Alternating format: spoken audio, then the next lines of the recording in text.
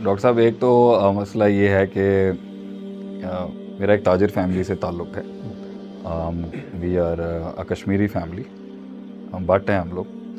और वालिद साहब मेरे सियालकोट से हैं और वालदा मेरी सियालकोट से हैं। तो उन्होंने 1965 में हिजरत कर ली थी कराची की तरफ। तो ऑफिशियली हम लोग एक कारोबारी ही ख़ानदान से ताल्लुक़ रखते थे।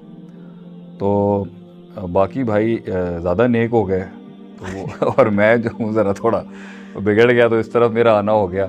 तो फिर मैंने अपनी जो ग्रेजुएशन का मेरा सफ़र था वो मेरा मतलब 12वीं के बाद में अमेरिका भी थोड़ी तालीम हासिल की मैंने वहाँ पर। लेकिन क्योंकि वो एक तसलसल चल रहा था, बहुत सी कन्फ्यूजन्स का, बहुत सी तशनगी का, तो मैं फिर लैंड किया यहाँ पर मदारिस के अंदर भी। और फैमिली के लिहाज से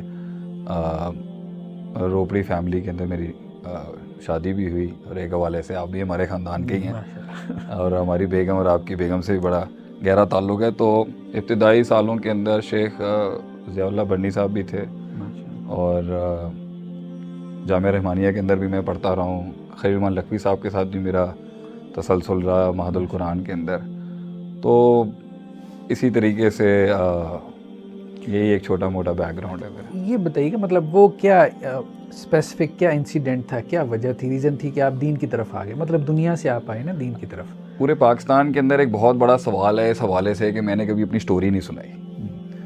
अक्सर लोग जो मशहूर भी हो जाते हैं और जो थोड़ी सी इंस्पिरेशनल फील्ड से ताल्लुक़ रखते हैं, तो उनके नज़दीक अपनी ज़िंदगी के हवाल सुनाना बहुत ज़्यादा कॉमन रहा है। क्योंकि मैं अपनी स्टोरी का कभी भी हीरो नहीं रहा, तो मेरे स्टोरी के हीरो हमारे उलमा ही थे, मैं तब और पूरा पाकिस्तान था। मैंने कभी ये शेयर ही नहीं किया, मतलब कि क्या हुआ, कैसे हुआ, किस तरह स्विच आया।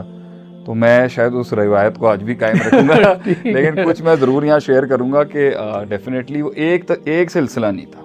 सही। तो मैं बाहर भी परेशान था। इनफैक्ट लोग बाहर, मेरे वक्तों के अंदर लोग बाहर जाने के लिए बहुत ज़्यादा परेशान थे। इनफैक्ट मेरा जो I-20 वीज़ा आया था, स्टूडेंट वीज़ा, वो 9/11 के बाद आया था। तो जब हमने अप्लाई किया हुआ था तो ये 2 टावर गिर गए, तो तब तो मैं कंफर्म हो गया था कि अब नहीं मैं जा सकता। पहली दफ़ा जब मैंने अप्लाई किया था बाहर के लिए, तो उस वक़्त भी अमेरिकन एम्बेसी पे किसी ने हमला कर दिया था। लोग तो दीवाने थे उस टाइम पर अमेरिका जाने के, दीवाने थे यूरोप में जाने के। सही। मैं वहाँ जाने के 6 महीने बाद भी वहीं अटके, सुई मेरी वहीं अटकी हुई थी। एक तो कुछ वैल्यूज़ भी स्ट्रॉन्ग थी फैमिली की तरफ से, एक अच्छा बेस देखा हुआ था। तो ये जो है रौनक ने तो मुझे इम्प्रेस नहीं किया वहाँ पर। तो वो चीज़ मुझे तंग करती थी कि क्योंकि एक law of diminishing marginal utility भी है इकोनॉमिक्स का, कि आप जितना कंज्यूम करेंगे उतनी उसकी मिकदार कम होती जाएगी। तो कंजम्पशन जितनी मेरी तेज़ हो रही थी, आज मैं बहुत से बच्चों को ये समझाता हूँ कि आहिस्ता आहिस्ता खाएं, लंबे अरसे तक खाएं। तो जितना जल्दी कंज्यूम करेंगे उतनी ज़्यादा वो सवाल और वो डिप्रेशन खड़ा हो जाएगा सामने। तो इसी तरीके से मैं वहाँ पर भी नहीं टिक सका, क्योंकि मैं मेंटली बहुत डिस्टर्ब था, स्पिरिचुअली डिस्टर्ब था। मेंटली तो नहीं कहूँगा, स्पिरिचुअली मैं रूहानी लिहाज से बहुत डिस्टर्ब था, और इसलिए मुझे वापस भी बहुत से हालात में आना पड़ा। यहाँ पर भी मैं एडजस्ट नहीं हो पा रहा था। तो यार दोस्त बहुत थे, सिलसिले बहुत थे, कराची में बड़ा हल्का था। तो वो 3-4 बड़े मुझे वक्तन फ़वक्तन मेरी लाइफ में कुछ बड़े हैवी झटके मुझे लगे, क्राइसिस आए। तो इसने मुझे बिल्कुल खामोश किया, और फाइनली मैंने एक दिन जो है वो दीन की तरफ ये ट्रांजिशन हो गई, बस हो गई। क्योंकि वो मैं फितरत में कहीं ना कहीं नूर था, लेकिन वो सच नहीं बोलने की हिम्मत हो रही थी अपने आप से, and that's how it started. अच्छा, ये बताइएगा, अभी माशाल्लाह से आप एक इदारा भी देख रहे हैं अल-मिदरार के नाम से, तो दीन की तालीम पहले आपने हासिल की, फिर आपने एक इदारा खड़ा किया, उसके तहत बहुत से प्रोजेक्ट्स होंगे, एक तो आप उनका तारुफ करवाएं, फिर जहन में इंसान की एक सोच होती है कि विजन होता है कि भाई मैं ये करना चाहता हूँ, ठीक है। जो भी सोचने समझने वाला इंसान है, माशाल्लाह से आपने तो अमेरिका से भी पढ़ के आए, तो क्या आपके जहन में क्या सोच थी, और आपने वो जो एक सफ़र शुरू किया उसमें क्या क्या मुश्किलात आई, आजमाइशें आई, और आप क्या समझते हैं कि आप उस पर अब मतलब सही पेस और रफ्तार के साथ अपने टारगेट की सारे राज खोलने आज मेरे से देखिए, पहली बात तो ये थी कि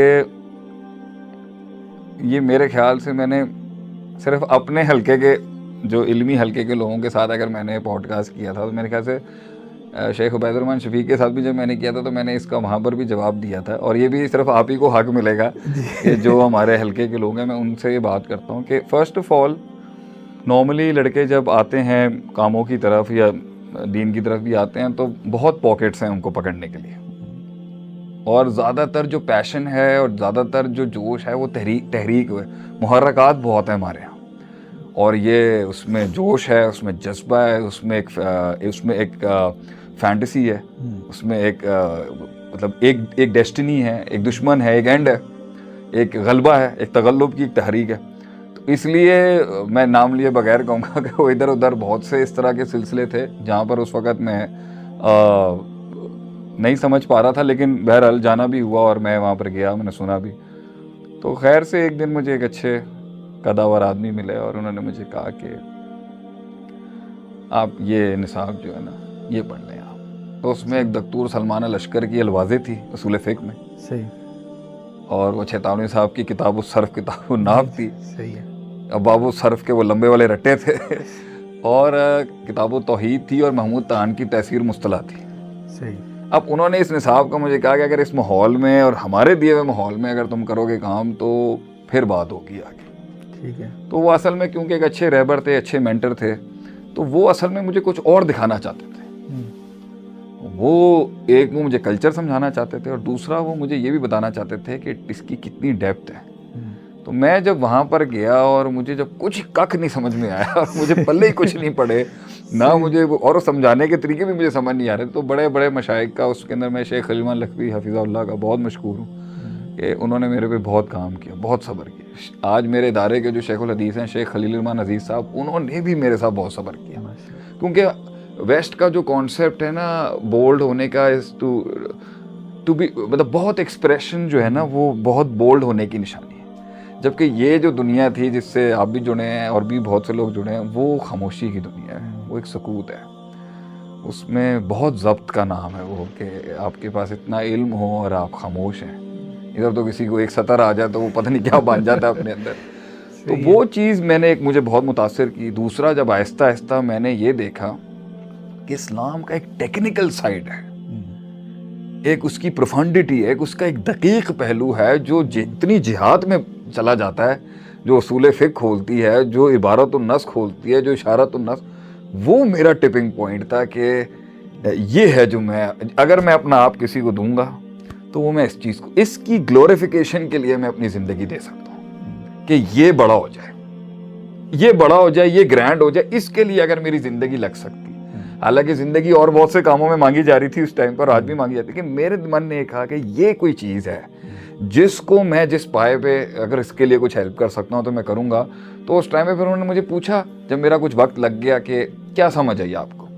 मैंने कहा जी इल्म तो ये तो हुकूमतों वाला इल्म है, ये तो रियासतों वाला इल्म है, ये तो इल्म, ये तो दुनिया पर राज करने वाला इल्म। लेकिन जो मैंने महसूस किया वो ये है कि इसको कुछ देने का जो अंदाज़ है और जो इसको जो लेके जाने के अंदर, इसमें कुछ अगर हम तगय्युरात कर लें तो मेरे ख्याल से हम जो है एक बड़ा इनकलाब बर्पा कर सकते हैं। क्योंकि मैं जिस जहालत से आया हूँ वल्लाही मुझे नहीं पता था कि एक आलिम के अंदर इतनी डेप्थ होती है, इतनी गहराई होती है, उसके सोचने के मैकेनिज़्म इतने पावरफुल होते हैं। और यहाँ पर एक आदमी आके थोड़ी बहुत ज़रा इस्तिलाहात बोलता है और लोग उसकी वाहवाह कर देते हैं। बल्कि आज मैं अपनी भी नफ़ी कर देता हूँ आपके सामने डॉक्टर साहब, कि लोग हमारी भी वाहवाह इतनी कर देते हैं, हालांकि उनको नहीं पता कि असल डेप्थ जो है वो तो स्कॉलिस्टिक बेंच की।